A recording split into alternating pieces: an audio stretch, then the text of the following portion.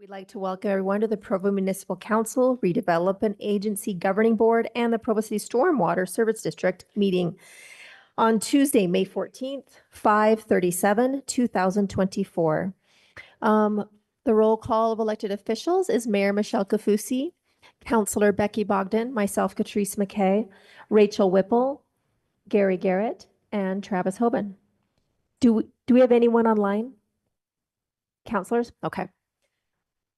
All right, we will have an opening prayer today by Rebecca Hoskins, and then we will do the Pledge of Allegiance by Councilor Gary Garrett. And Rebecca, you can just come up and do it at this mic.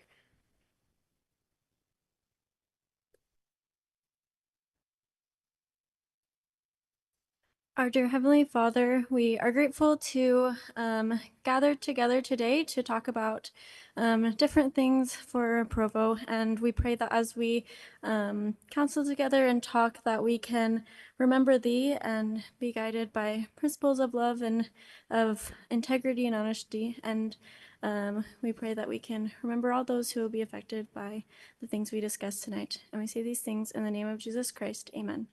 Amen. Thanks, Rebecca. Please join me in the Pledge of Allegiance. I pledge allegiance to the flag of the United States of America and to the republic for which it stands, one nation, under God, indivisible, with liberty and justice for all. All right, our first item of business, we get to have the Employee of the Month for May 2024, and it'll be presented by Mayor Michelle Kafusi and Travis Ball from the Energy Department.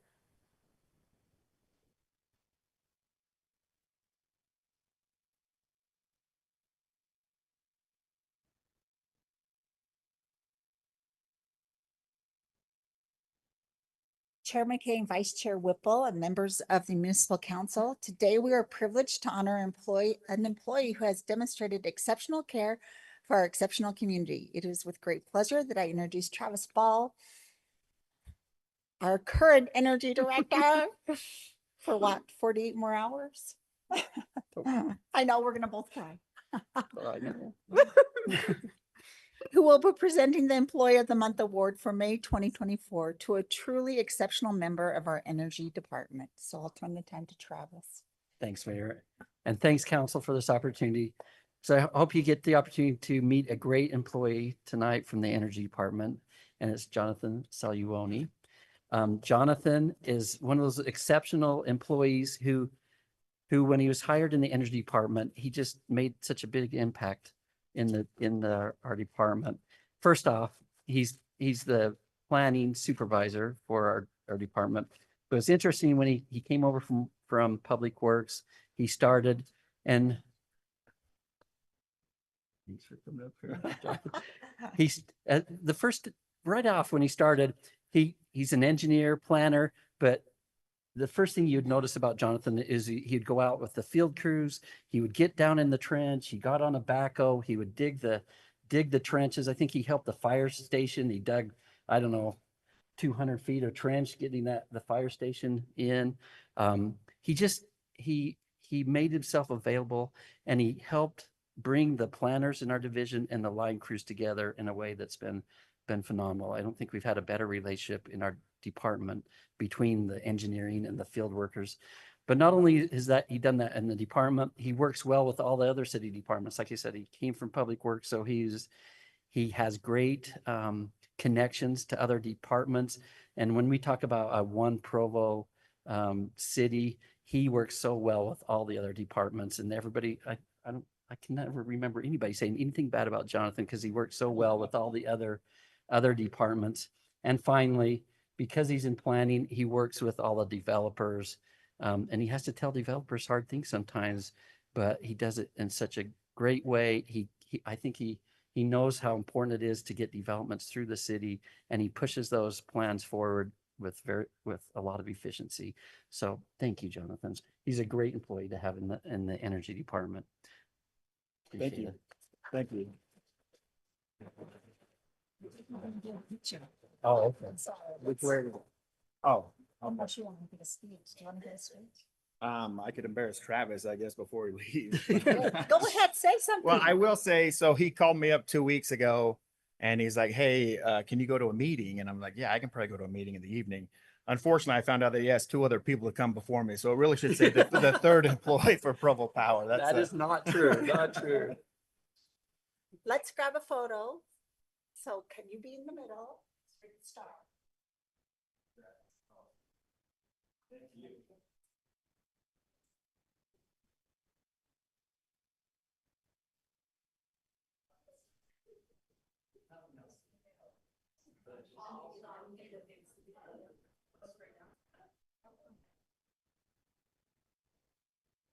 Okay, I'm gonna do this right again.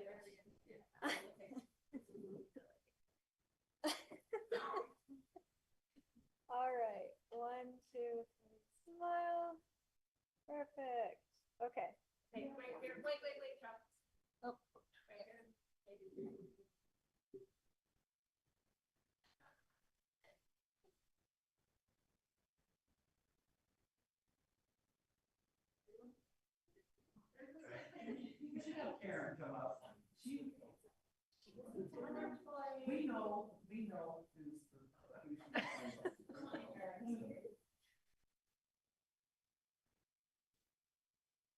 Okay, we'll do it again. Sorry. Are you gonna do it again? Yeah. All right, I'm listening. Okay, so all right, one more time. 1, 2, 3, smile. Perfect.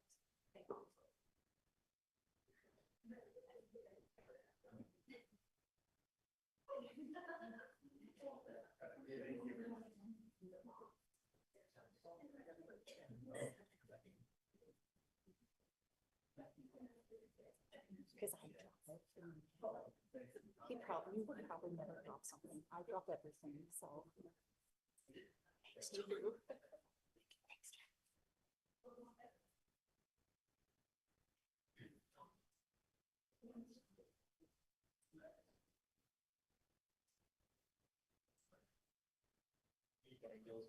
All right. Next, we are going to have recognition of our spring 2024 Provology graduates. And this is an awesomest program. There's nothing better than an informed citizen. And every citizen would benefit from doing Provology. I beg pardon. I do.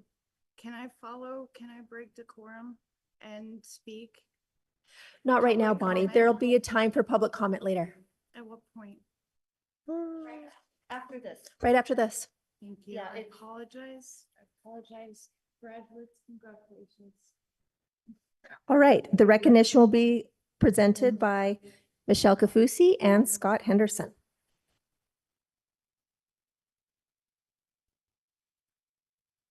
Thank you, Municipal Council, for this presentation.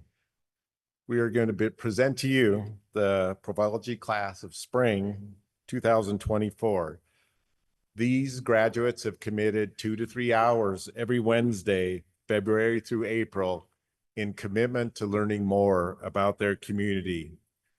This group, who I've had a chance to spend just about every Wednesday with, really exemplifies Provo's best and now most informed citizens in our community. So it's a group that has been a lot of fun to spend time with, but also it is reassuring to know we have such great people in our community.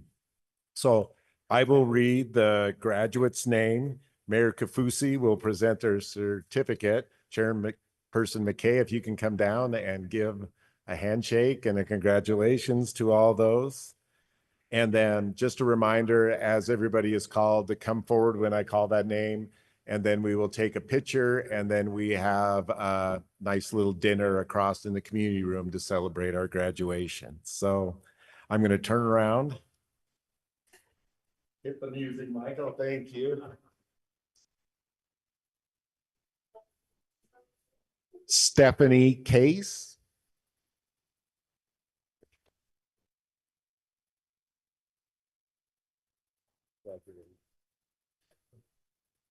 Tammy Case.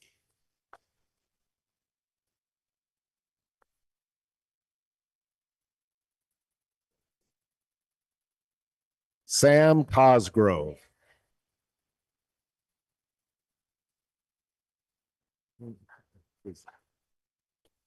Emily Craig.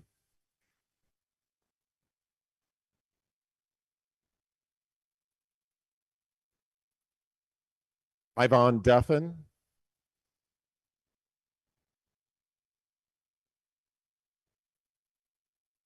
Lillian Everett.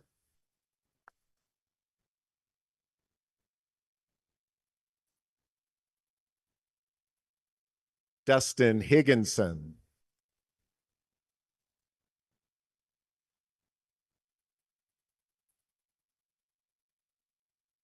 Ashlyn Hill.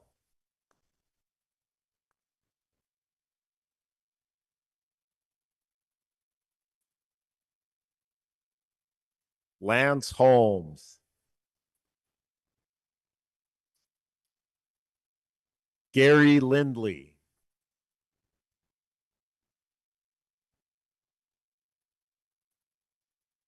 Tricia Nielsen.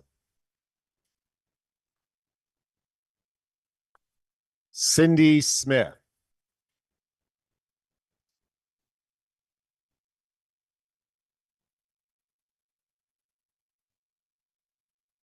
Tim Smith.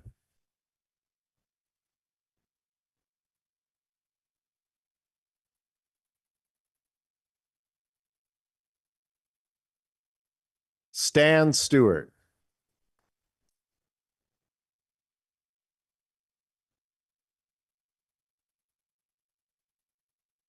Clayton Tullis.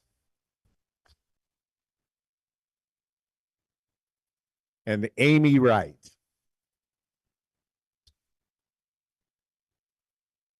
So City Council and Mayor, I present to you the Provology class of spring 2024. Congratulations.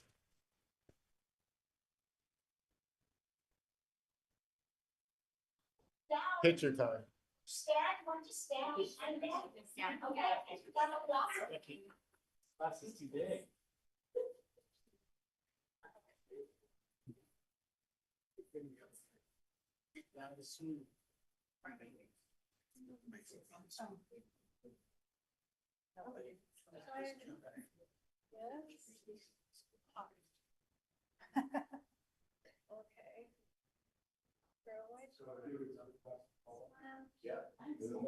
That one is on the side just because my side is like.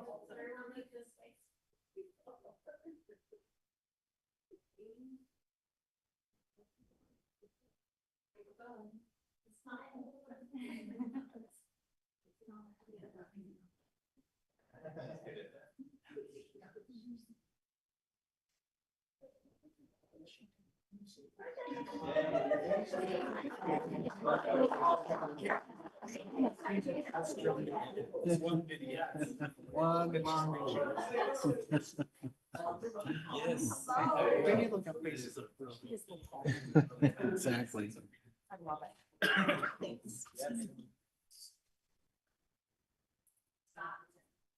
Oh, thank you, Mayor. Yeah, I drove through there. He just told us that. Yeah. Right there with the white shirt.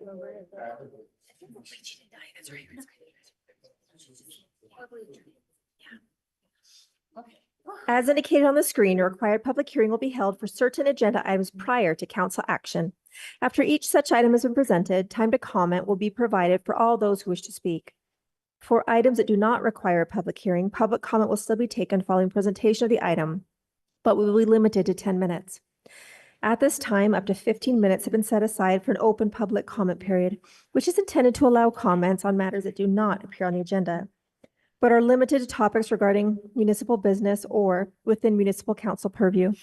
Persons who speak during this time to an item that is on the agenda will not normally be afforded a second opportunity to speak during the comment period specific to that item. During any public comment period, each speaker will generally be limited to 2 minutes. Due to noticing requirements, no formal action will be taken in this meeting on matters that do not appear on the agenda. Those with comments are invited to approach the podium. Those participating on Zoom will need to use the raise hand feature to indicate they wish to comment. The chair may choose to alternate between in-person and online commenters. Please begin your comments by stating your name and your city of residence. You'll have 2 minutes to speak.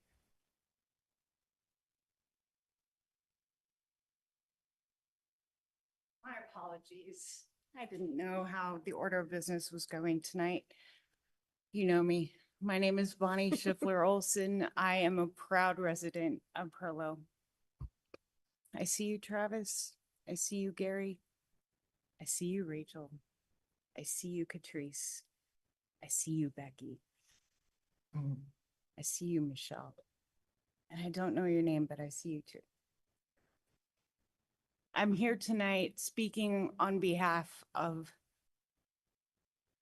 men and women of Provo, all of them, and their children, and those children's grandparents. Because we don't know. We don't know without looking in someone's eyes who they are, but they all matter.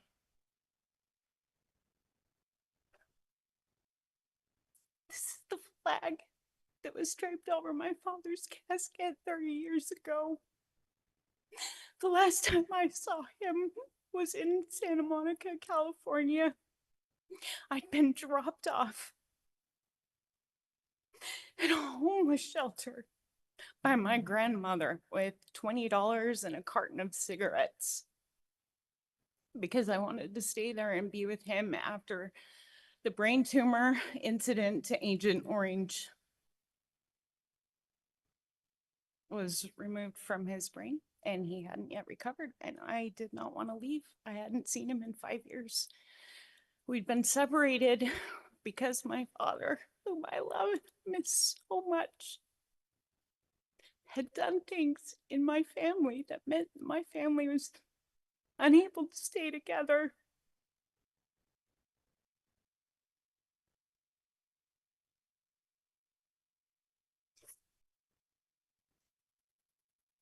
I'm here today because I had 3 weeks where I could live in a shelter.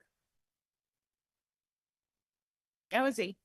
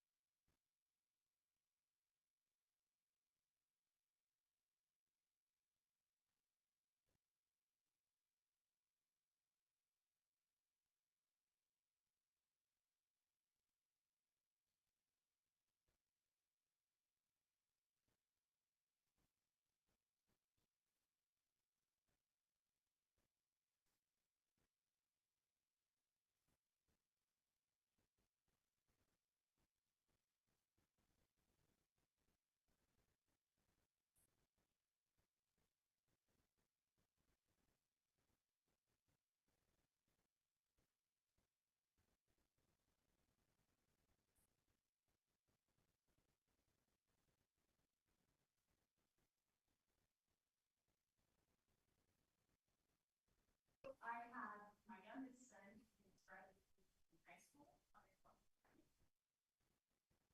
He's just a special kid, but he feels like he's special. He's worked so hard. Thank you, Bonnie. Best friend. Bonnie, we are significantly over time. Miss Schiffler, Miss Schiffler, Miss Schiffler, Miss Schiffler, Miss Schiffler, you're out of order and violating the rules of decorum. You're out of time, Miss Schiffler. Miss Schiffler, Miss Schiffler. Ms. Schiffler, we need you to please sit down.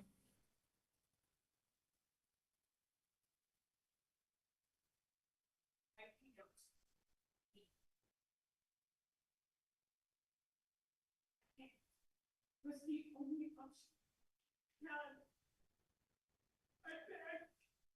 Please let me go home. Because the only thing that was available to me is a liquor influence expert, and I was not going to do that. Bonnie, we enjoy hearing from you and you're welcome back anytime. But no more today.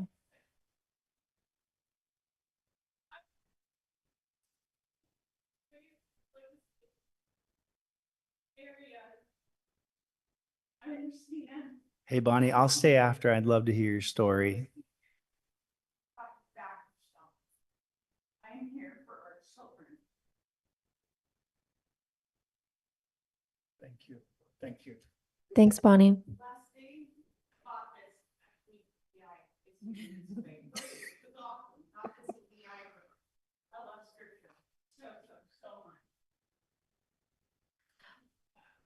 Bonnie, this is the kind of thing where we're gonna have to stop public comment if people don't stick to the rules, and we don't want to stop public comment forever. Bonnie, you come in, Bonnie, do you want to not be able to come again? That's not.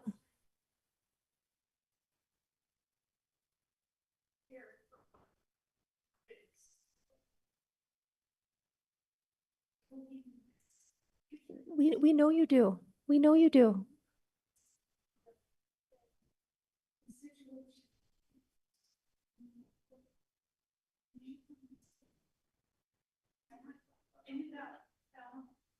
Thank you. Thank you, Bonnie.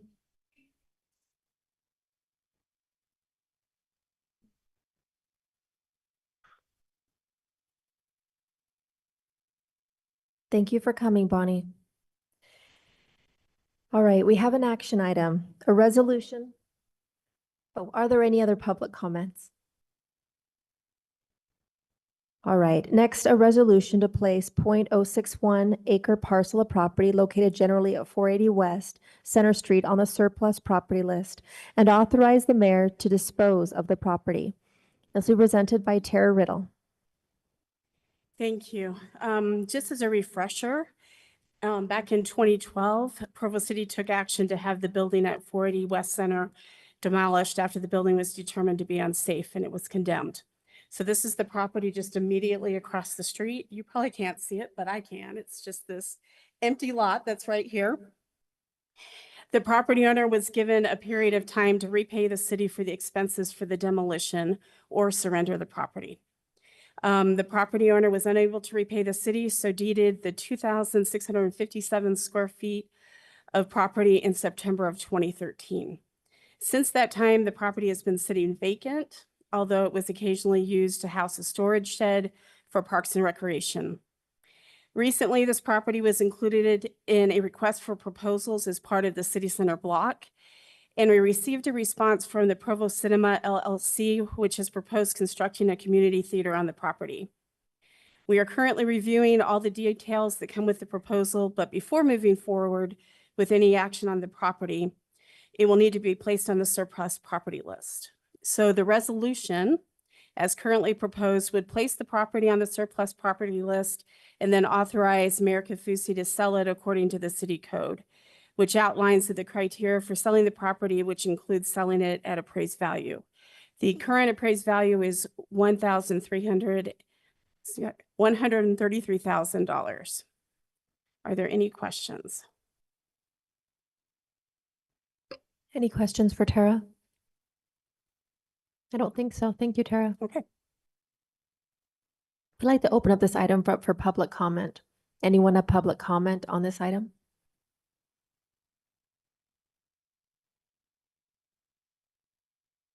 All right, we'll call for a vote on the motion. Oh, council discussion. Is there any council discussion on this item? All right, we'll call for a vote. Councilor Hoban, Yes. Councilor Garrett, Yes. Councilor Whipple, Yes. Councilor McKay, yes, Councilor Bogdan, Yes. and nobody's online still, correct? All right, that passes 5-0.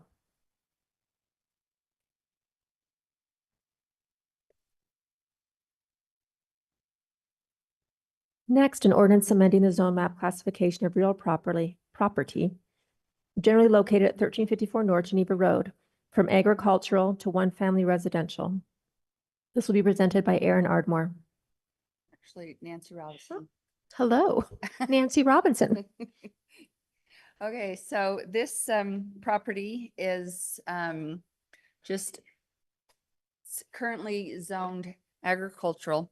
The individual would like to create 3 lots out of the single lot, and they are requesting the residential R18 zone. There is 1 single family home on the property with 4 additional sheds. One of the sheds would need to be torn down in order to be in compliance with the residential setbacks. The applicant has spoken with UDOT and will be given 2 access points on to Geneva Road. So 2 of the properties would have to share a driveway.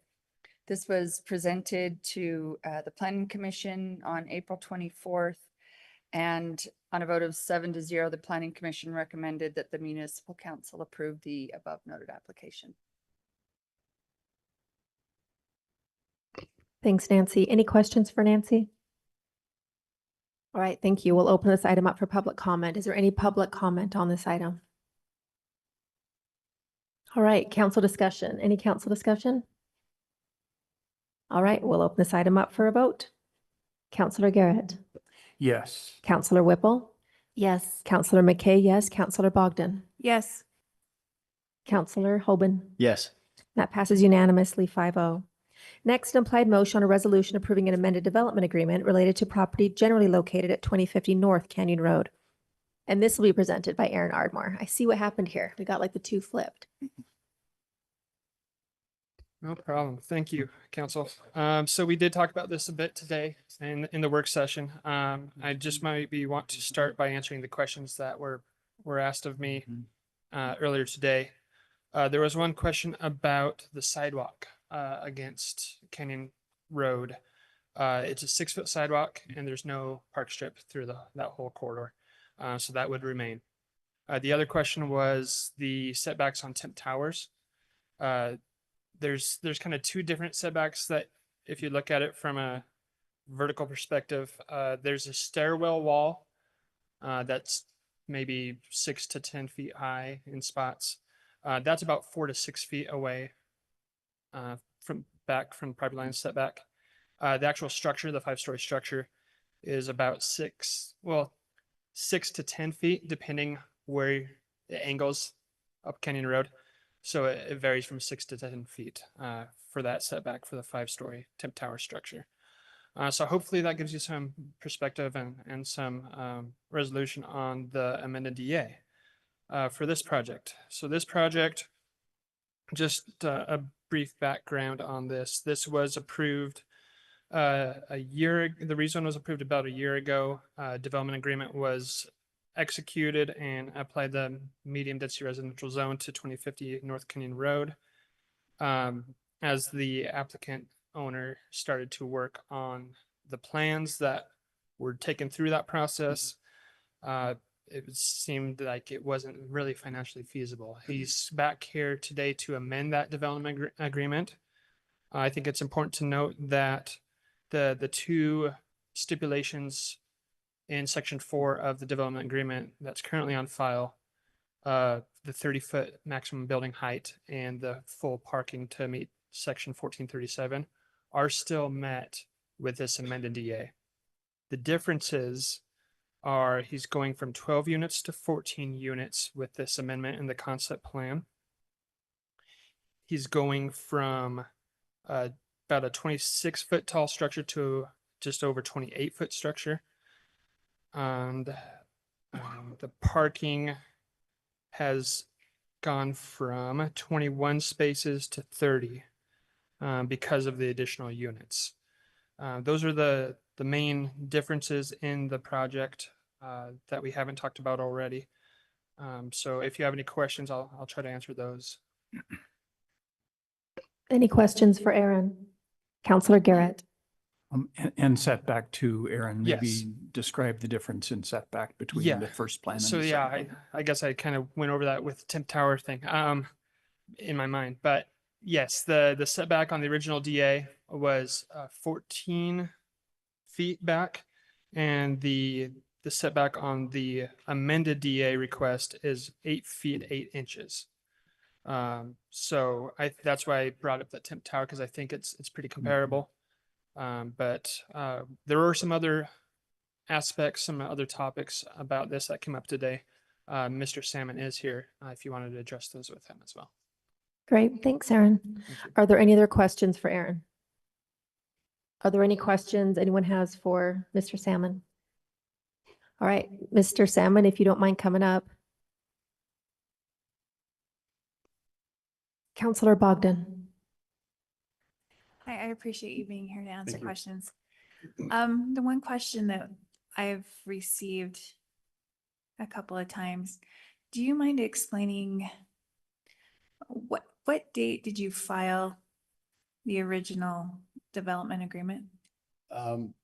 By file, well, okay, so we had this meeting about a year ago, and I will sort of embarrassingly confess that I thought the agreement has been in place this entire time.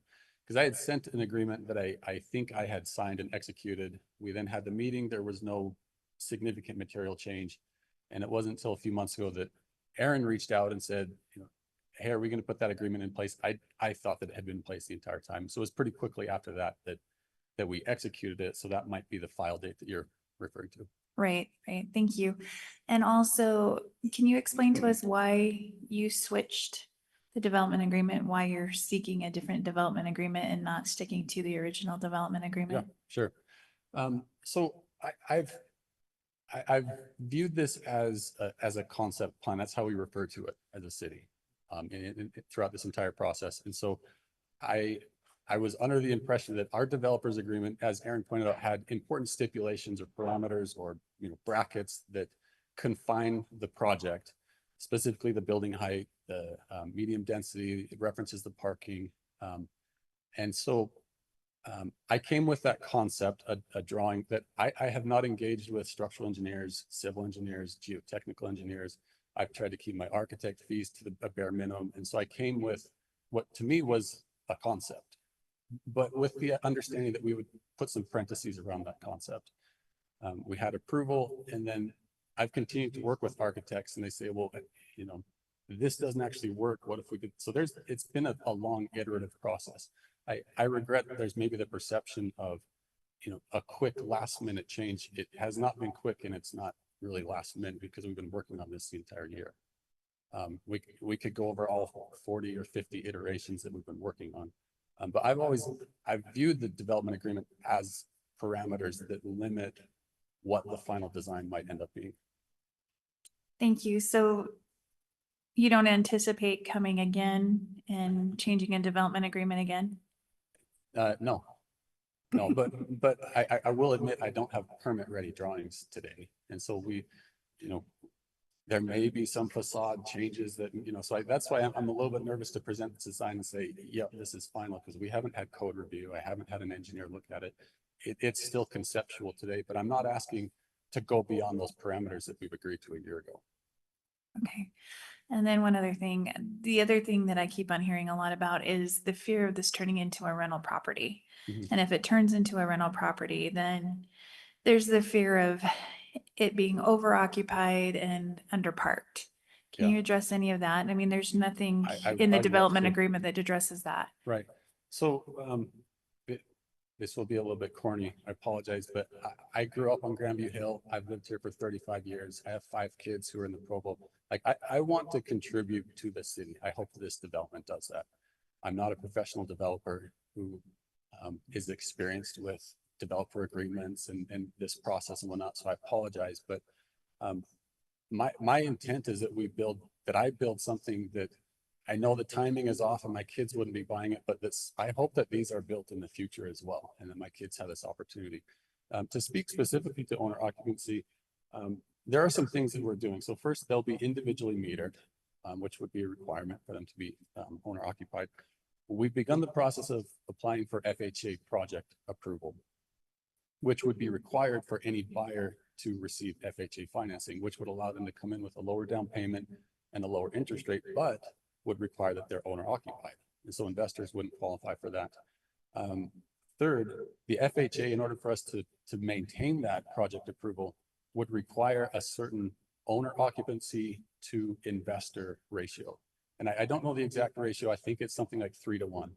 And so now I have the economic incentive to where I have to sell at least the first 3 to owner occupied in order to even sell 1 to an investor. And then I've got to keep maintaining that ratio. So there is economic incentive for me to be selling these to people who would occupy them as owners. I've begun conversation with attorneys experienced with HOA creation and exploring what can we put in the HOA bylaws that limit that ratio from an HOA standpoint and maybe require a permit or additional monthly HOA fees for those who choose to rent, which, you know, decreases their economic incentive to rent it out rather than to stay and live.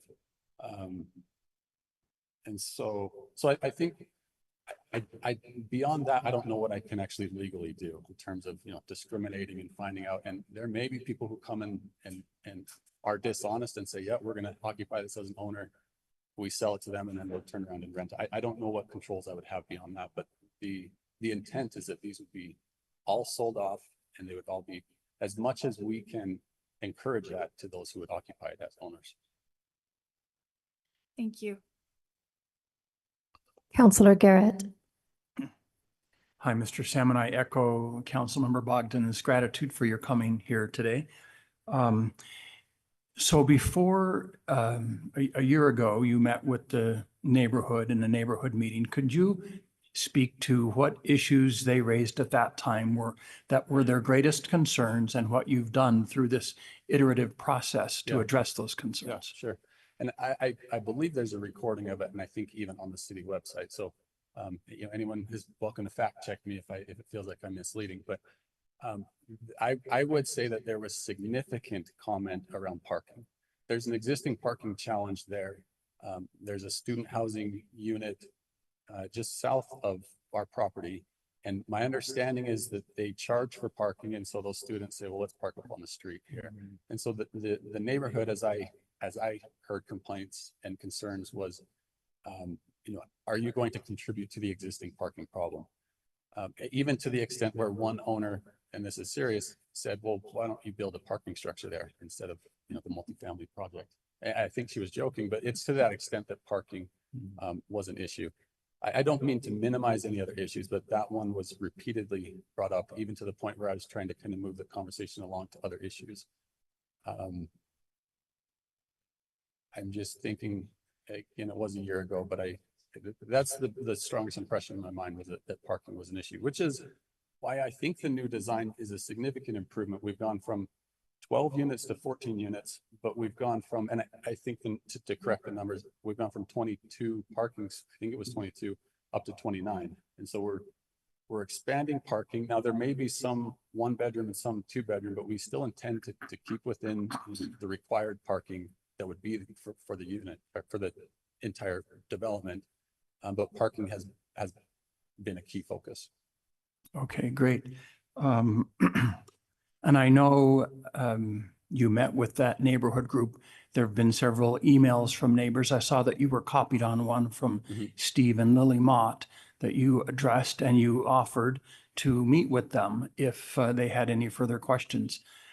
Has anyone reached out to you to engage you in a meeting, or would you be willing to meet with the neighborhood again to update them on the scope of your project? I would absolutely be willing to.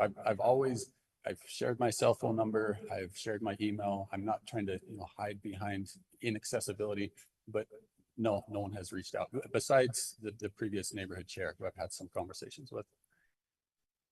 Great, thank you. But I would be happy to continue to engage with the neighborhood. Thanks, Mr. Salmon. Hey, your new concept plan is so much better. It looks you. awesome. So I do like that about the change. I think it's much more attractive. It just looks a lot nicer. So I think it'll be more of an asset to the neighborhood. I share Councillor Bogdan's and Councillor Bogdan's concerns about the parking. I think if they're owner occupied, the parking will not be an issue, but I believe if they're rentals, the parking will absolutely be an issue. Now we do know that owner occupancy can be controlled with CCNRs of an HOA. So I know that that is possible for you to do that, because we can't force you to do a certain lending like the FHA, like you said, or that. Right. But, you know, I do know that you can choose to do an HOA that has CCNRs that require homeowner occupancy, and you can do, you know, hey, you know, 2 units can be rentals max or something, you know, you can put something like that in it. But I do know that those specifics can be done by you legally. I think we desperately need 1 and 2 bedroom units for people to be first time home buyers, right? There'll be smaller square footage and they'll be accessible and they can start into the world of real estate, which will be awesome. I think if they become rentals, you're going to have 4 singles living in there with 4 vehicles and the 2-bedroom unit. And I think your 1-bedroom unit will become a 2-bedroom unit with singles. So I do think that's a concern. Any other? Counselor Hoban? Yeah, thanks. I just want to say great job on this development. I'm super excited for it. I think most of the council members are. One thing that's been kind of discussed as the council is having this go back to the neighborhood and then the planning commission. And it sounds like you're willing to do that, but I guess I want to be cognizant of what the implications might be for that. Is there a reason that we would want to just approve this today? I'd like to approve it today, but I don't know if the rest of the council feels that way. But what's another 2 months, right? After it's taken a year, I guess I just want to understand from your perspective why we would want to move forward today, and as opposed to kind of probably doing another 2 months with the process. Yeah. And I appreciate you bringing that up. I don't, there are carrying costs to the property that we own. And so it will become more expensive the longer we go. It has been a very iterative process. I don't know what the perception is to you. Maybe it's you presented one and now you present another. There are literally probably 40 different designs that I've worked with. And so I don't know what going back to the neighborhood, if we're going to sort of, crack this little, like, oh, now here's what we want to do. I think we've sort of exhausted the design exploration, given the kind of awkward size of the parcel, given the limitations of the 30-foot. I mean, I guess I would say, and I don't say this in any threatening way, if we need to go back, then maybe we go back entirely and say, okay, well, do we get rid of the 30-foot limit and do we now explore going taller? And, I've tried to be really, I've tried to work with a lot of the insight and the perspectives that I've gotten to get where we're at today. I don't know what another 2 months would buy us, but I guess if that's collectively what you guys think is going to be the best route, then we would explore that. Okay, thanks. All right. Thank you so much. Thank you. We'll open this item up for public comment. Please remember to say your name and the city that you live in. Oh, she's beating you. My name is Lynn Sorensen, and I'm the neighborhood chair of the Pleasant View neighborhood representative, and I'm on the executive board of District 1. And I appreciate Mr. Salmon being here. He did say he was open to fact checking. He seems not to remember in our meeting with the neighborhood in 2023 that he presented a 3-story plan, which the neighborhood was highly agitated and opposed to. And he said, oh, okay, great. We'll just have a 2-story. Now, all of a sudden, it's a 3-story again. He said he's been so busy, and I can understand with a developer working with architects and all of that, we've worked with them before, that he's been so busy, and this is not last minute to him, but it is last minute to us in the neighborhood and us in the district. We've had 4 days to know that he's got an entirely different plan than the one that was agreed upon in 2023. So we very much need to have a neighborhood meeting. We certainly aren't saying, oh, put a shrub right there. We're not doing anything like that. We're talking about parking, size, and so forth. And several of you have brought up concerns that those in the neighborhood have, and we certainly need an opportunity to express that, which we have not had, because this is an entirely different plan. Thank you.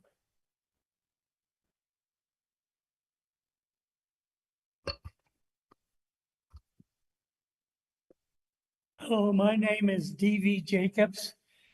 By the way, the sound is atrocious for somebody who has old ears.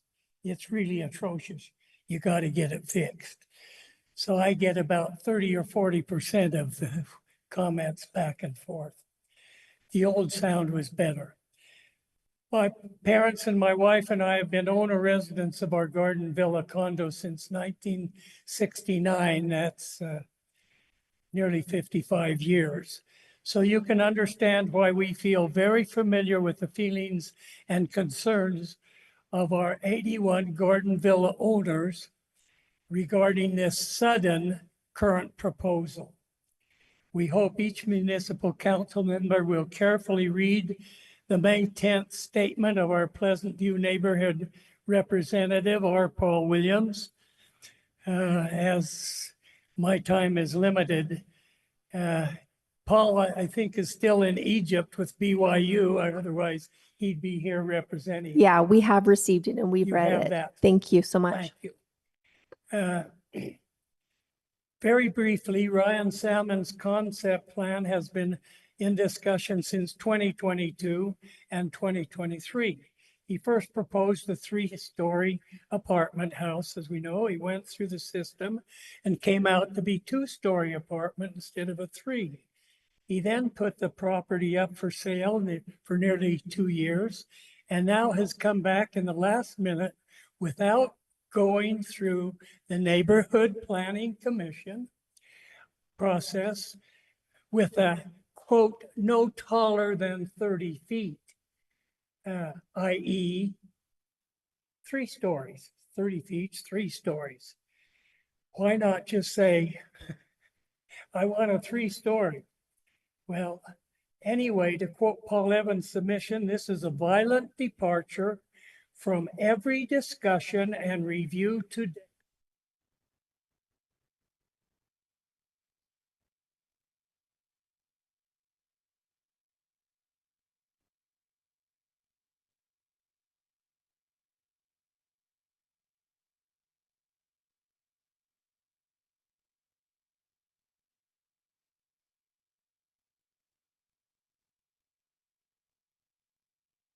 At 45/6.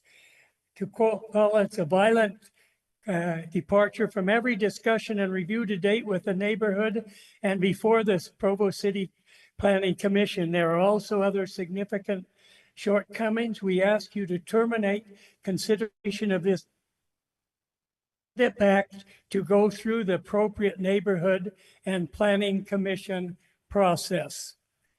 Thank you very much. Thank you.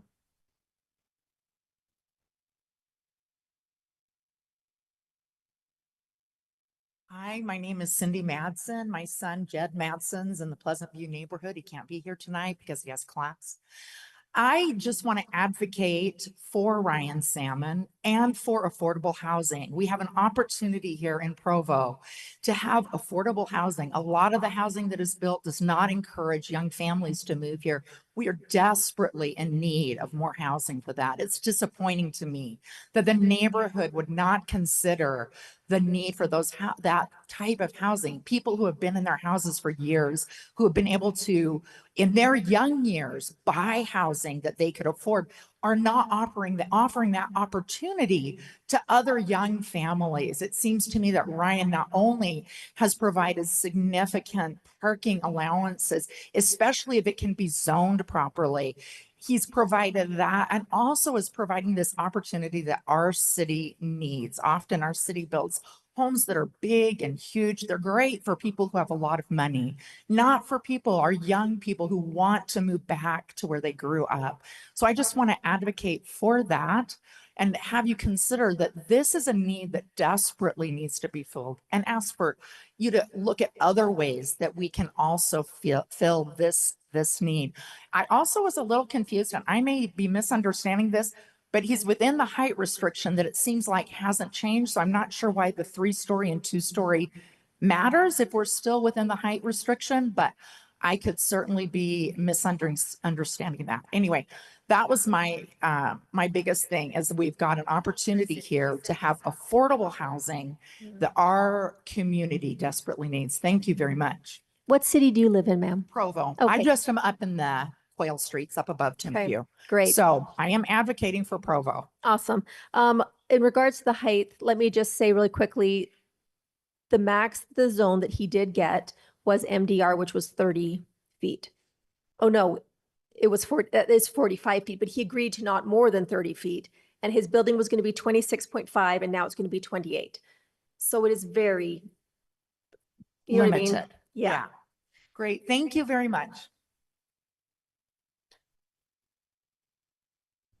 My name is Jan Godfrey, and I'm here to speak to the character of Ryan, to tell you that I've known him for some time as a neighbor, and I believe he is reliable. I believe he would be cooperative. I don't think he would try to fool you or put anything over on you. He would be honorable in carrying out whatever was decided. I also would like to speak to, I have been a landlord to young couples. They are renting. They fear their money is being poured down the drain, and they are desperate to find something they can afford. And even if they have good jobs, they can't afford what is there, especially if they want to raise a family. There has to be some break. And I want to say one more thing. The property that he is developing is an eyesore. It's an old, worn out dwelling place. It would add to Provo to be updated and something new put in there that was within your parameters. Thank you. Your city. Where do you live? Provo. Thank you. I'm sorry, I didn't turn in my statement. That's appropriate. Go ahead. Hello, council. My name is Christina Davis, and I am coming to thank you for putting on the agenda appropriating funds for the safety of Slate Canyon Drive, and encourage you once again to consider appropriating that money as parking enforcement that's coming up in 2 items. And thank you for the time that you spent on that in work meetings and trying to research it and reach out to the neighborhood. Thank you very much. Thanks, Christina.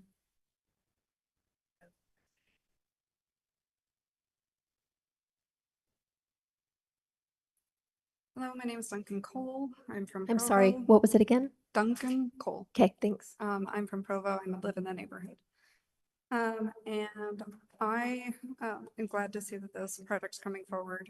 I agree with what's been said. The housing is desperately needed for this type of housing. I have 5 children who are young adults and cannot afford to purchase anything.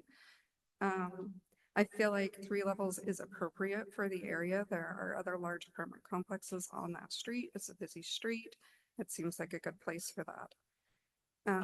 I feel like I'm really excited to see other people who approve here, because it is really difficult to go out, spend time. I've gone to a couple of these to voice support of this. It's a lot of work for us to come and spend time on something that we're not passionate. We approve of. So I hope that our voices are heard. I have been disappointed with some of my neighbors who complain about out-of-state developers coming in, and here we have a local one, but they're still complaining. They say that they want, they don't like professional developers coming in. Well, here we have someone who's not, and then they're complaining because he's not as slick as they would like a professional to be. He's made such a great effort. He has kept me in the loop. He's kept others in the loop. I just think he's done an excellent job. And I hope that I don't have to come back again. Thank you. Thank you. Any other public comment? Hi, my name is Court Godfrey. I live here in Provo as well. Just want to speak on a couple of things. One, I'm a good friend of Ryan. We spend a lot of time cycling together. So that gives us a lot of time to just chat about lots of different things. Over the course of the years, things change. This project has changed, but I know Ryan's foresight or desire to deliver something that is equitable for the community and also for the neighborhood is something that's on the forefront of his mind. He's not an individual who is here to bait and switch you guys or to pull a maneuver and try and do things that are underhandedly or deceptive. He's been it's weighed on him. It's thought about him. He's thought about it a lot. I know it's something he wants to deliver for the community that he lives in. Along those lines, like I said, things change. It'd be nice if we decided one thing on 2 years ago and then could arrive at the same concept or same conclusion 2 or 3 years later. We all know that things are difficult and things change, and I think he's worked his hardest to work within those confines. And then finally, again, I drive past that road every day, and it is an eyesore. That building has been an eyesore long before Ryan owned it. It used to have like a tattered banner that was like a video repair store, but now it's kind of falling over. It's an old house that the previous owner just let and rented out to different people, like not low income, but students who haven't kept it up. Like the area could be improved significantly, I think, with a new modern building. And finally, I would speak to the neighbors in that area. Nobody likes change. I don't like it, but change is coming. It's inevitable. And you'd be fortunate to partner with someone like Ryan in the community.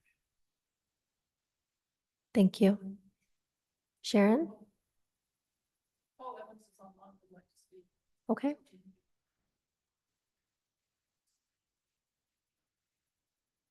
Okay, Paul Evans, who lives in Provo.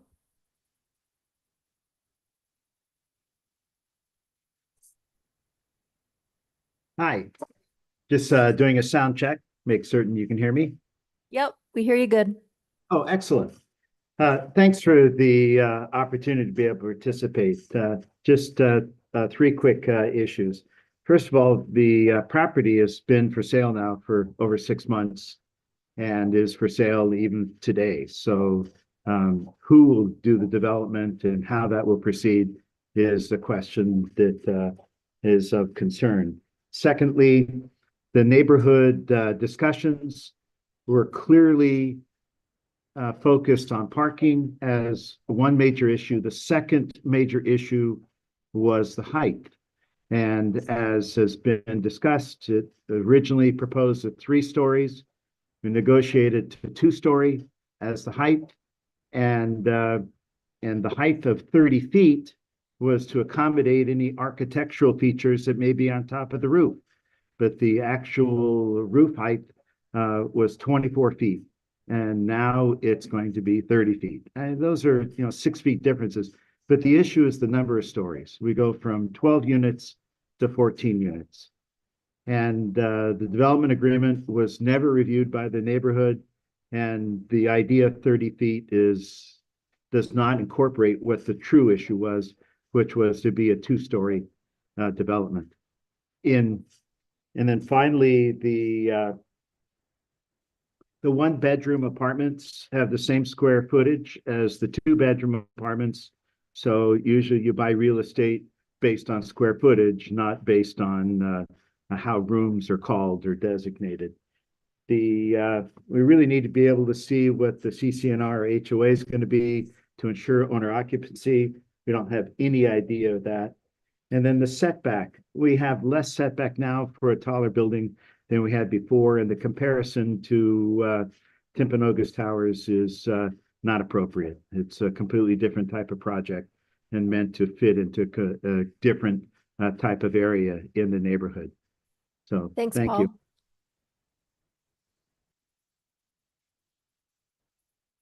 Hi, Sharon Mehmet, and I come as the neighborhood chair board member. Thank you. Hi, councilors. What was brought to the neighborhood meeting over a year ago was 15 1-bedroom units, 3 stories, among other things, for what was at the time a commercial and residential area. You have recently approved a project plan immediately south and adjacent to this for 8 single-family homes. The neighbors and the developer at the time worked to come together on an innovative infill project that everyone could be happy with. Now you're being asked to approve a development agreement that is generally tied to a concept plan, which has not only not gone to a neighborhood meeting, but has not gone before planning commission. And is not only is it larger than originally agreed upon last year by the neighbors and council, but is actually larger than was originally presented to the neighbors in their neighborhood meeting. This is a 14 2-bedroom unit. Nothing in code keeps a den once I own it. Currently, the development agreement and the one being proposed says that he will meet and exceed parking. This doesn't do that for a 14 2-bedroom unit. The setback that's being asked for is even smaller than was built out by Tim Towers by almost half, and smaller than is delineated in an HDR zone. It was mentioned that he needs the setback to get the needed parking, but if we weren't here asking for more units, then there wouldn't be a need for more parking. Nothing about the property or area has substantially changed that would require a change in the first and agreed upon project. There's nothing that makes it the city's responsibility to make sure a project is large enough to make a profit. It was mentioned that he's a local developer who's been responsive to the neighbors. The current development agreement, only filed a month ago by the developer, recommended by the Planning Commission and passed by the council a year ago, was responsive to the neighbors. The Planning Commission report from then says that the proposed development agreement would hold the development to 12 units and 2 stories, and the site layout, that an MDR zone could be an option with the same development agreement. Today's proposal asks for everything allowed in a normal MDR with the exception of a tremendous reduction in the setback and the height, which I might add that if a development agreement can be thrown out in 4 days from a city council meeting without neighborhood input of any kind, then it's a simple matter to come back in 6 months and say, I'm scheduled MDR, I should be allowed MDR height of 45 feet.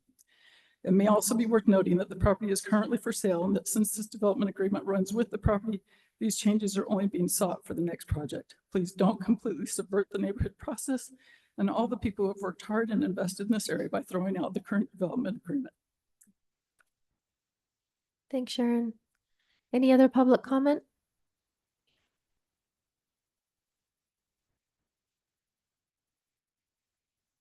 All right, we will open up this item for council discussion. Councillor Bogdan. Is it appropriate for him to come up and address why the property is up for sale?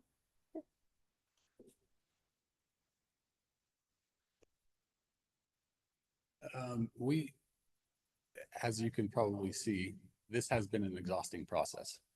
And there has always been the alternative of, is it even worth it to try to get a project like this through at the city? Is it worth the headache? Is it worth the meetings? Is it worth all this? So we put it up for sale just to see what does this look like on the market? That's it. I don't intend, I'll just leave my comment at that. So if this were to sell, the development agreement would go with it, right? So does the passing of this development agreement, the one that's before us today, does that have anything to do with whether you sell or not? It has nothing to do with it. My understanding is that the developer agreement is in place today. That's going to transfer to someone else, right? I guess if you're asking, do I have another buyer who's interested, but only if I can be successful tonight? No, 100% no. There have been interested buyers in the property, mostly separate. Some are interested in the commercial property, some are interested in the duplex. I think selling one would be a really bad decision for sort of all people, because then I don't think anything would ever get developed here. And so we've always been, we've stipulated to any potential buyers it would need to be as the whole thing. They're aware of this developer's agreement. They're aware of where things are out. It was more an exploratory, like, hey, is it just better for us to sell this and honestly let the next person have the headache? Thanks. Is it okay if I make one last comment? Yep. I just because I heard both of those ladies mention 4 days, that it's been filed for 4 days. I have an email here, we could pull it up from Paul Evans from 60 days ago with the attachments of everything we're looking at here, the developer's agreement. And so I disagree with the sentiment that, I'm coming at the last hour to slip something in. That's not the case. I haven't heard from Lynn, but she's CC'd on that email. I can pull it up and show all of you. So I hope that you've known for more than 4 days that this is what we're looking at. And I apologize. I don't mean to make that contentious, but I disagree with that, the way that that's been presented.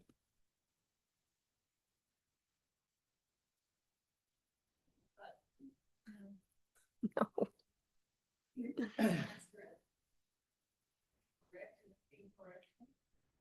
You're talking about the posting of this meeting, Sharon. Is that what you're meaning by the 4 days? No, we're not. I'm sorry, no, we don't do this. Paul sent out the email days ago, probably 2 months ago, because he did notice that the development agreement had not been filed. And so he was following up and letting us know. And because the development agreement that was filed 1 month ago is what was agreed to by the neighbors, no one was concerned.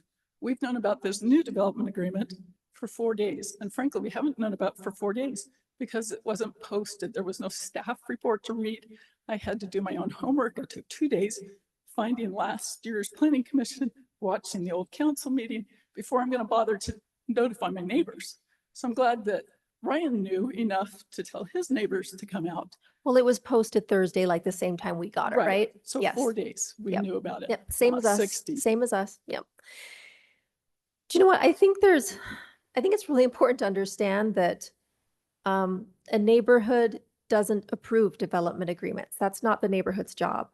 And this is a learning process. We have a gentleman who's a Provo resident who is going through the process of doing a development in Provo, and that's a good thing for us. We have a lot of developers who are they've done a lot, and they don't necessarily do the best projects sometimes.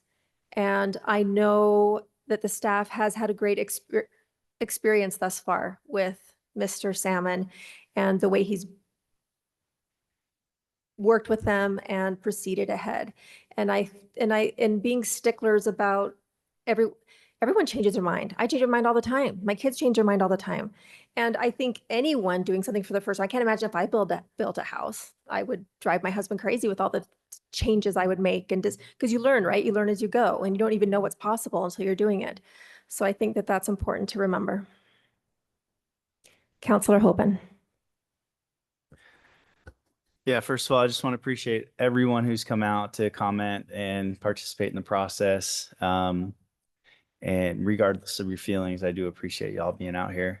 One concern I have is that currently, as where it stands, this developer could build a 12-unit apartment complex, and I'm not sure that's what the neighborhood would really want, or could just leave the property empty. And I don't think that's what anybody wants either.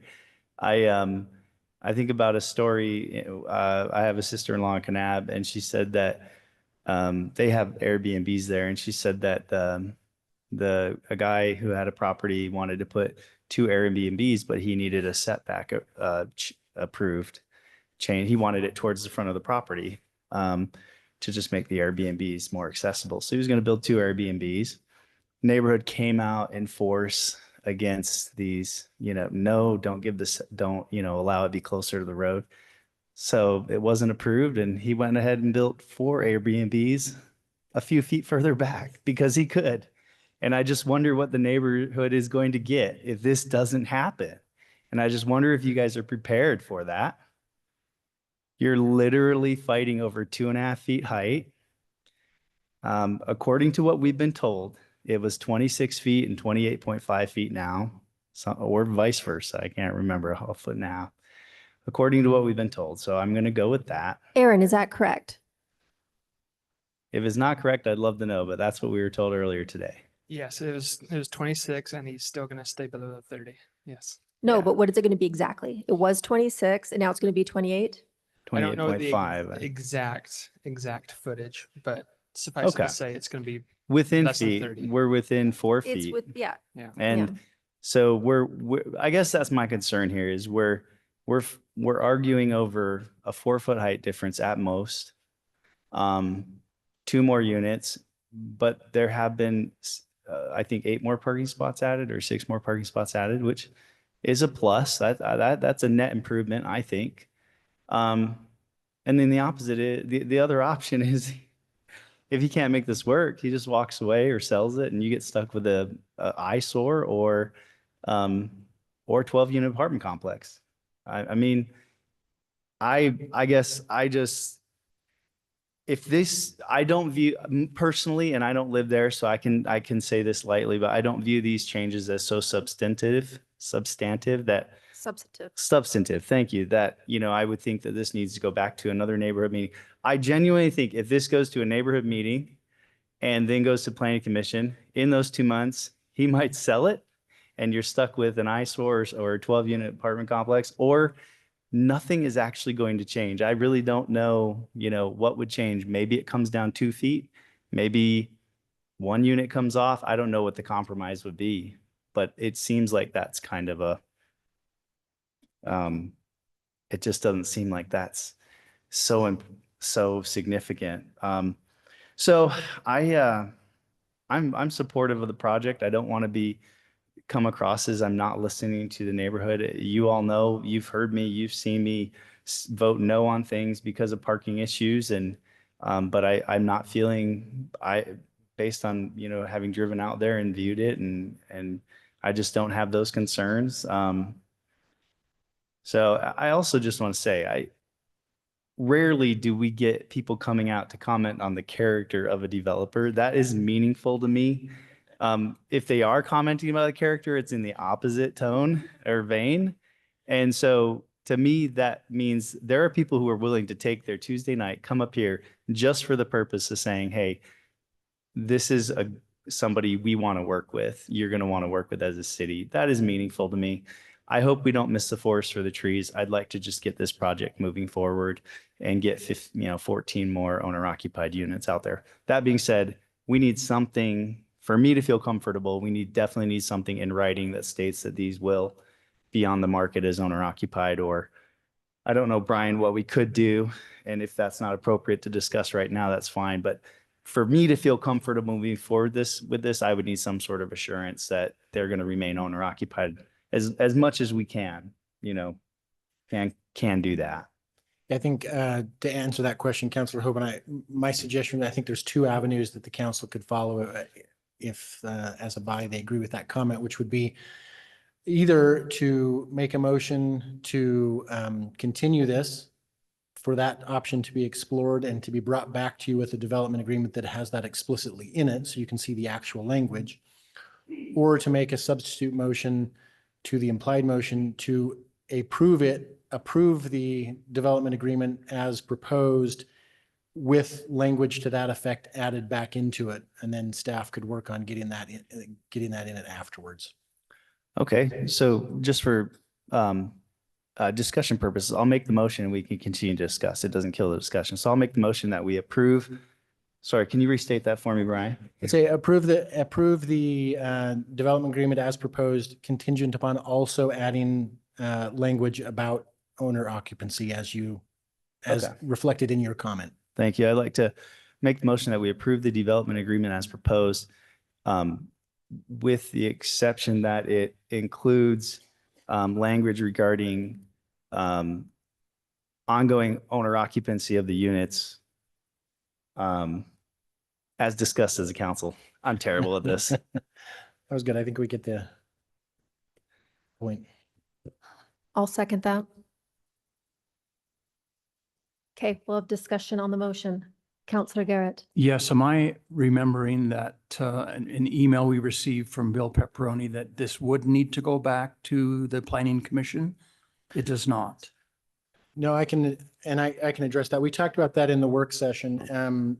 And if there are other procedural questions, I can talk about those too. I won't kind of go off and start addressing them all. If you could address the idea that the concept plan does not have to go back to Planning Commission. That is the point of. Okay. So let me address those issues. So first of all, I would say there's a difference here between process and substance, right? The legal process is a legal question. Substance is a question that's entirely up to the discretion of the council, and all of that is up to just whether the council feels that they've got sufficient feedback and to review the substance. So along those lines, before I go into my comment about what's required, if the council wants more input from either the neighborhood or the Planning Commission in order to make their decision on the substance, they certainly have the ability to ask for that input, right? So taking extra steps is always a permissible option. As far as what's required, I'd go back and say, again, I think the developer made a comment along these lines. Recognize that I think he's right in the comment that he's making, that concept plans often change substantially from the time that they are originally submitted before the project actually gets built. And most of the time, very little of that gets reviewed because most of the time there isn't a development agreement. So if somebody comes in and just asks for a rezone, the Planning Commission is going to make a recommendation on that rezone based on the concept plan. But once the zoning is in place, any use permitted by the zone can be built, even if it completely deviates from the concept plan. I mean, to the point where we can have it change where it's not adding a couple of it's not changing the density, but it's actually completely changing the use. And we have an example of this that gets mentioned all the time about why we do development agreements, where we had a medical office proposed that turned into a gas station by the time it was built. So it is entirely normal for concept plans to change in small details or even in big details from application until building. Now, I would also say along those same lines, it is not super common. It's not an everyday occurrence, but it is not unusual for development agreements to be amended as well. We see that this is by no means the first time the council's ever been asked to amend a development agreement. So it's something that happens when the developer wants changes. So as far as the process goes, Planning Commission by statute makes recommendations to the council on land use regulations. By definition, the development agreement itself is not a land use regulation. The zone map change was a land use regulation. So the development agreement, although the Planning Commission saw the original draft and heard public comment about it and made some comments about it, their recommendation to you is about whether to change the zone or not. And in reality, that recommendation should come to you. In my view, they should treat that recommendation as if they don't even know whether there's a development agreement or not. They should just recommend to you whether there's supposed to be a zone change or not and identify for you what their concerns are. Then the zone change comes to you, and in some limited circumstances like this one, the council decides that a development agreement is something that they need in order to address their concerns, the concerns adopted by the council. And so they ask for one. So when that happens and that development agreement goes into place, as in this instance, once the development agreement is executed, the zone change comes into place, and the developer, or the owner of the property, I should say, is fully entitled to put the property to any use permitted by that zone, except as otherwise restricted by the development agreement. And so if they then say, hey, one of those restrictions doesn't work for me, I want to amend it, it's entirely within their purview to come back and ask the council to amend that agreement. And the council is the right body. There's no need for it to go back to the Planning Commission from a legal perspective. And in some ways, I would almost argue that it shouldn't, in this sense, that the Planning Commission has already weighed in. The Planning Commission meetings serve two purposes. One is to receive public comment, which you can also receive in your meeting. And the second is for them to employ their expertise as appointed planning commissioners who review things to weigh in on things. In many ways, I would say in this particular case, they have already weighed in on the zone change elements of this. And so to the degree that you're looking for feedback on the development agreement is the council's creature. The development agreement is what the council adopts to adopt the council's concerns about the project. So again, entirely within your purview if you want to send it back to the Planning Commission, entirely within your purview if you want to have a continuance and ask for a neighborhood meeting to be held, entirely within your purview if you want to just ask for continuance and have another public meeting in 2 weeks or from now or whenever, and have more people come and share their comments. But at the end of the day, the legal decision is yours about whether or not the development agreement reflects your concerns with the project. Any other questions I can answer while I've got the mic on? Thanks, Brian. Okay. Councilor Garrett. Thank you, Brian, for that most thorough explanation. I do agree, Chair Catrice, that the elevation, the look of the project is much improved over what it was previously. And also with the comments that have been made that this type of housing, this type of entry-level housing is desperately needed in our community. Knowing that if it had been approved for R1 development, it could go to 35 feet. I know that I'm comfortable with 30 feet, and that would, it's got R1 across the street to the west. So I am in favor as well. I would like to see if there would be some way that we could allow the neighbors to continue to engage with Mr. Salmon and help that way. At the same time, I have the same concerns that others have shared, that if we take too much longer, the project could just disappear entirely. You know you're dying. Counselor Whipple. Yeah, this is a really interesting thing. I don't think it's often that we get a request to improve on a plan that's already been submitted. At this point, the zone is already changed with the current development agreement. And as Chair McKay has said, this new plan is more attractive. I think it'll be a better asset to the neighborhood. And the minor changes that are requested in this are consistent with the zoning and actually fairly consistent with the old plan. I'm also incredibly heartened to hear that you are applying for the FHA project approval, that you're working on that step right now in the financing part, so that prospective buyers will not be competing against investors for this property, so that we could have owner occupants. That's fantastic. I'm also in this group where I have young adult children who, thank goodness they moved out of my house, but I don't know when they're going to be able to to buy their own. So I'm really excited for something like this to come on the market.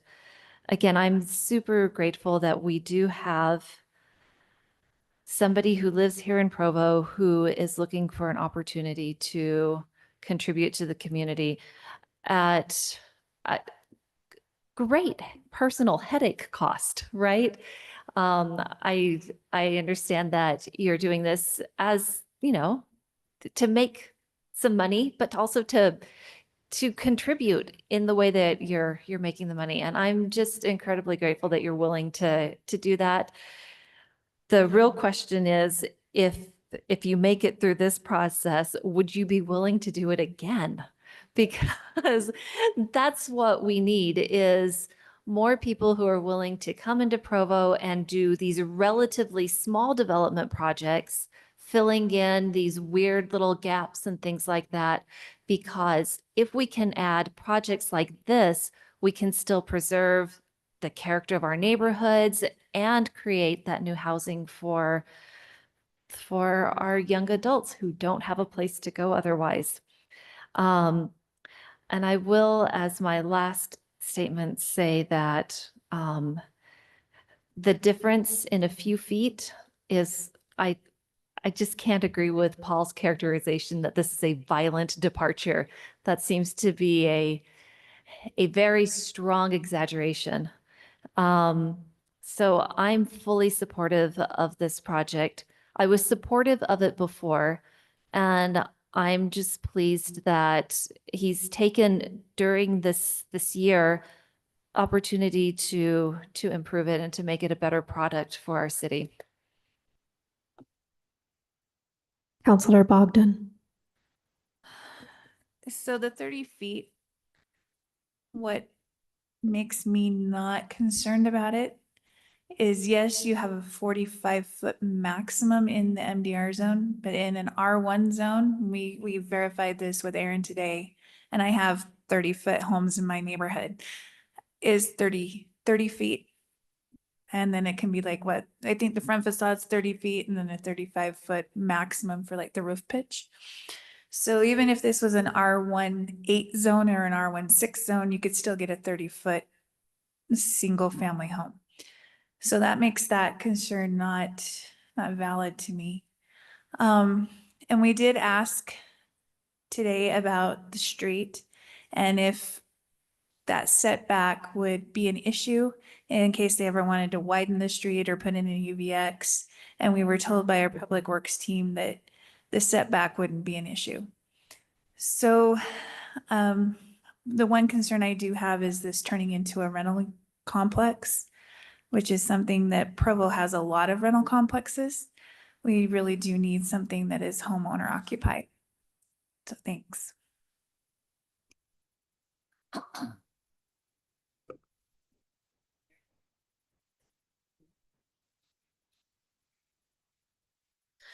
I do appreciate everyone coming out. I live in this neighborhood too. And I gotta say, we've passed some real lousy developments in other parts of the city and no one ever comes out.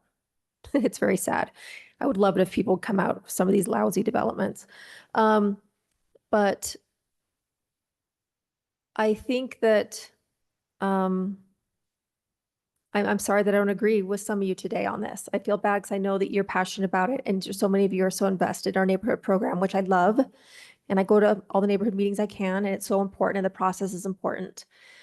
But it doesn't mean every single thing gets passed through at every single step over and over with the neighborhood, right?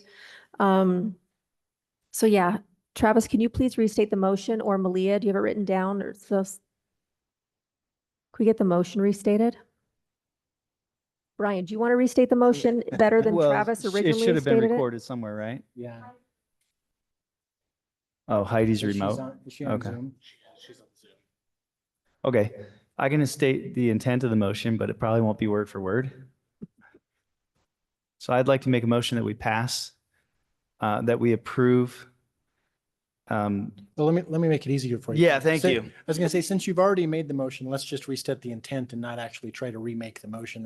And Okay, so the intent of the motion is that we pass this, that we approve this with the caveat that, that there needs to be language. So they'll come back to us with some language around, that these units will be owner occupied. Well, let me clarify, because I think the Wait, way. wait, wait. I forgot something. I wanted to ask Ryan. So sorry, Ryan. Okay, I did the math on so let's pretend that your 1 units become 2 units because people will do that, right? The parking would be 32 spots for the math. I did the math on that. Is it possible to get 32 spots in your parking lot? Bedroom. Honestly, probably not. Okay. I think that without going underground. You or maximized it. And then, yeah. And so some of the units are 1 bedroom with an office. And so Right. maybe the floor plan needs to be changed so that that is more difficult to convert into a bedroom. I totally willing to explore. Okay, just wanted to check on that. Okay, go ahead, Travis. Brian wanted me to clarify. I don't want it to come back to us. I just meant that there would be language added to the development Yes. agreement that would ensure that these units are owner occupied. So that was the intent of my motion. I want to ask a clarifying thing. So you said language about owner occupation, but you did not specify that all of them would be owner occupied or any percentage of that. I That want, was not in I the want original all motion. 14 of them to be owner occupied. Okay, but that was not in the motion. It was vague. That's what I'm sorry. So yeah, that's what I meant, but Okay. And then let me clarify, I guess, add-ons to manage some expectations. We've had this discussion before about the fact that the development agreement by its terms, it ends once the certificates of occupancy are issued. So what we're really talking about is adding language to it where the city can enforce up to that point, indicating that these units are actually going to be for sale for owner occupancy. It's not. And that HOA will be set up with CC&Rs to Right. ensure a homeowner occupancy. Right. Should I make the motion? Yeah. Well, I don't know that we even need to change the motion as long as everybody in the council understands that those qualifications go into what Travis is talking about when he says add owner occupancy language. that's what I meant. So if this person who seconded it who was that? Catrice, Okay, so we're going to work with development services to ensure an HOA with CC&Rs that ensure homeowner occupancy. Okay. I do not think parking will be an issue with that stipulation. do we need some sort of not an agreement, at least from the developer that is what will be coming back? Or sorry, that will happen? I mean, It's probably helpful. I mean, you could approve it anyway, and then he's stuck with he either signs it or doesn't. But, Okay. But if it helps you to feel, so we don't have to come back when he says no, could be useful to know that up front. Well, If that is, if Mr. that's his Salmon, would preference. you mind responding to that? Are you comfortable with the requests that we're making? Yeah, to the extent that it's legal for me to create CCNRs that, I won't use the word discriminate, but that there are controls that get put in place to. It is encourage owner legal. Occupancy, absolutely. I would love to explore that with your. Okay, thanks. Great. All right, should we take a vote then, or do we want to discuss more? All right, let's take a vote. I don't know where we're at. Who went last? I'll go. Catrice McKay, yes. Counselor Bogdan. Yes. Counselor Hoban. Yes. Counselor Garrett. Yes. Counselor Whipple. Yes. And that passes unanimously 5-0. And we do appreciate all the interaction today.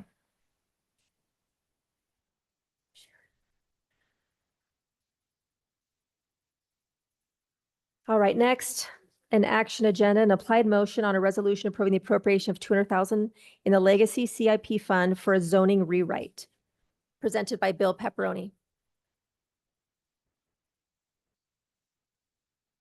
Members of the City Council, thank you very much for your willingness to consider funding a new zoning ordinance. A few years ago, you funded a new general plan, and that's been very helpful.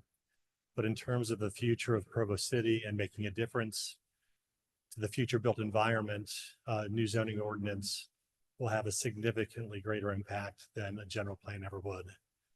General plan is an advisory document. It's very high level. The zoning ordinance is law.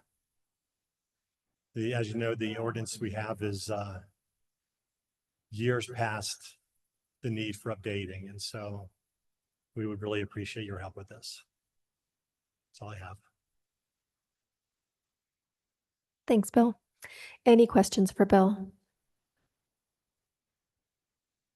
All right, we're ready to vote. No, we're ready to discuss. No, we're ready for public comment. Any public comment on the 200,000 for a zoning rewrite? This is something that the city's been thinking about for a long, long time, and council's been talking about for years. Any council discussion? Counselor Garrett? Bill, could you just clarify, as you did for us earlier, what the time frame is for this study?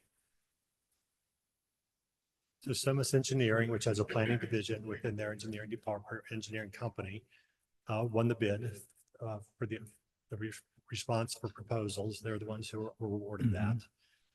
They've estimated 11 months. Great, thank you. Counselor McKay.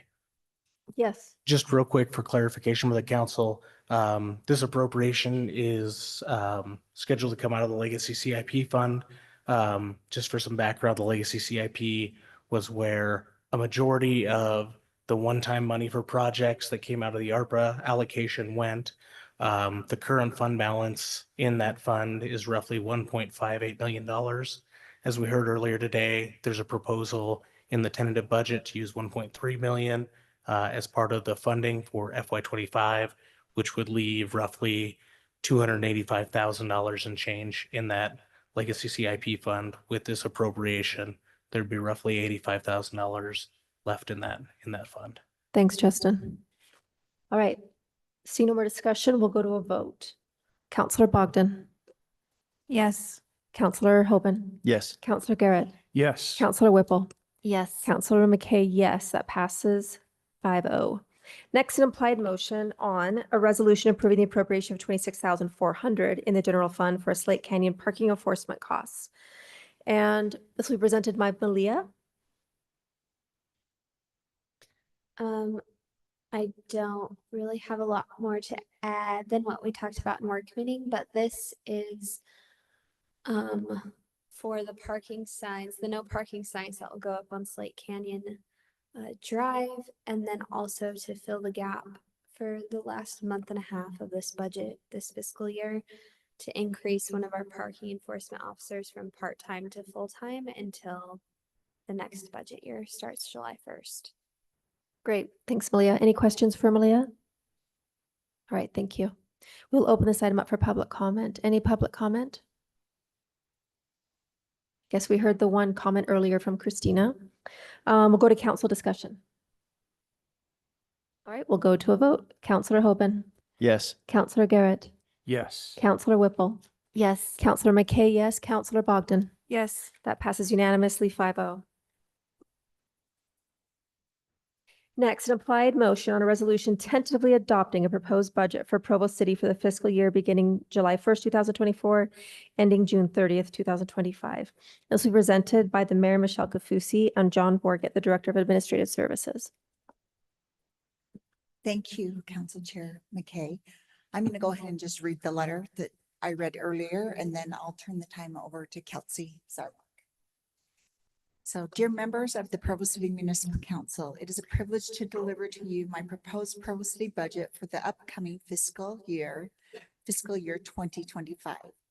This budget reflects hundreds, if not thousands of hours of work by our departments. Special thanks goes to our finance team, including John Borgett, Kelsey Zarwak, and Andrea Wright, who have been in my office on a regular basis for months, exploring options and chasing down answers for me. You as council members are also to be commended for your substantial dedication of time and effort to this undertaking. On behalf of all of our departments, we thank you. As in the past, a guiding focus for me has been to deliver a budget that conforms to your desires. Here are the key funding priorities communicated to me during our formal process. Number 1, fund 2 additional police officers. Number 2, fund an additional parking enforcement officer. Number 3, fund a zoning update. Number 4, fund appropriate adjustments to retain our talented employees. And number 5, maintain efficient delivery of current and valued Provo City services, projects, and programs. I am proud to deliver a plan to you that accomplishes every one of these goals. And as with every proposed budget I have delivered to you in the past, this is a balanced budget that does not initiate a request or a tax increase. Additionally, this budget requires no increases to utility fees. My reasons for putting forward a budget with no utility fee increases include the following. First, my chief administrative officer advises that utility fee adjustments generally be handled separately from the budget process going forward. This will allow the administration and council to focus during budget season on current funding, rather than requiring us to anticipate dozens of alternative scenarios. Second, and of great importance to me, is that this is such a tough financial season for so many of our residents. They have been hit by increases on many fronts, including most significantly the large property tax increases implemented by other taxing entities. For some time, we have looked forward to giving our residents a reprieve from increases. I believe that day has arrived. Pulling this budget together was certainly not easy. I had to say no to things I would have loved to include. We had to tighten our belts, and the hunt for more efficient operations has not ended. As one Provo, we will continue refining our processes and ourselves, all with a singular mission: to provide exceptional care for an exceptional community. Thank you again for your invaluable role in fulfilling that mission. I am pleased to submit this balanced budget for your consideration. Sincerely, Mayor Michelle Kafusi. Thank you, Mayor. All right, we'll now hear from Kelsey. For anyone who could possibly be listening, approving the budget, tentatively adopting, does not mean that that it's a permanent, like it is a temporary thing. And it is not, because we haven't even gone through it yet, personally, by numbers, the council. First time we're seeing it today, but we just tentatively adopt it, and then we can make whatever changes we want or need to or deem necessary until we actually adopt it. Thanks, Kelsey. Right. So tonight it's more of an acknowledgement that you've received the budget and it's in your hands, and then the official adoption would happen later after public hearings have occurred as well. And so yes, what you said, Chair McKay, is exactly what is going to happen. So the purpose of tonight is just to tentatively adopt the city budget, which totals $292,856,761. Earlier today in work meeting, John Borget went through the budget highlights, which detail most of the important information about what's included in the budget. The budget is now available online for anyone to access. Members of the public can access it by going to provo.org and then selecting departments, finance, financial reports, and then budget reports. And then on the right-hand side, you'll see the 2025 tentative budget. The budget highlights I just mentioned are on page 18 of that PDF. And so I think at this point, it's just a matter of adopting that resolution that acknowledges that you have received the tentative budget. Any questions? No. Oh, maybe. I don't have any. Does anyone have questions for Kelsey? No, thank you, Kelsey. Thank you. We'd like to open up this item for public discussion, please. Or public comment. All right, seeing no public comment, we will go to council discussion. Is there any council discussion? All right, seeing no discussion, we will go to vote. Councilor Garrett, Yes. Councilor Whipple. Yes. Councilor McKay, yes. Councilor Bogdan Yes. and Councilor Hoban. Yes, and I don't want to discuss, but I just want to commend the mayor and her team and the administration and all the departments for the sacrifices they made to try to figure out how to make things work despite, revenues coming in significantly lower and costs being significantly higher. I said this in the work meeting. I don't know how you guys got there. I see it on paper now. I do know how you got there, but it was quite the feat. And I just really commend the mayor for, yes, the creativity and finding ways to make it work. I know we can't do this every year, but it was quite the effort and thing. And yeah, I'm amazed. Thank you. All right, so that passes 5-0. Next, a resolution tentatively. Nope. Okay, we're going to adjourn the Provo Municipal Council. If there's no objection, we'll now adjourn and convene as the Provo City Stormwater Service District by unanimous consent. Am I the water district? Okay. All right. A resolution tentatively adopting a proposed budget for the Provo City Stormwater Service District of the fiscal year beginning July 1st, 2024 and ending June 30th, 2025. And this will be presented by Kelsey. Okay, so for this item, it's similar to the city budget. It's just an acknowledgement that you've received this. The stormwater as a separate entity, we still have it included at the end of the city budget book. It's on page 141. And I neglected to say earlier that Andrea Wright in finance is the one who put the budget book together and did an amazing job with that. So anyway, the stormwater budget is located on that page, and the tentative budget resolution that you'll have to vote on is a budget of $6,485,898 for fiscal year 2025 in stormwater. Any questions? Any questions for Kelsey? We're really grateful for you guys getting us hard copies of all these budgets. So thank you. That was also Andrea. So thank you, Andrea. Very grateful. All right, we'll open this item up for public comment then. Any public comment? Seeing no public comment, we will go to council discussion. Any council discussion? We just have a lot of reading to do now. All right, we will take a vote. Councilor Whipple. Yes. Councilor McKay, yes. Councilor Bogdan. Yes. Councilor Hoban. Yes. And Councilor Garrett. Yes. All right, if there is no objection, we will now adjourn the Provo City Stormwater Service District meeting and convene as the governing board of the Redevelopment Agency of Provo by unanimous consent. All right, convening as the redevelopment agency. We have a resolution tentatively adopting a proposed budget for the Redevelopment Agency of Provo City for the fiscal year beginning July 1st, 2024 and ending June 30th, 2025. This will be presented by Kelsey again. All right, Kelsey Zarbach, thank you. Okay, so going back to the budget book, which is available online, the redevelopment agency budget is located on page 142. The redevelopment agency budget consists of two funds. You have the tax increment fund and the new development fund. And that's administered by our development services department in the city. The budget amount for fiscal year 2025 is $1,512,815. Any questions on that? Okay, thank you.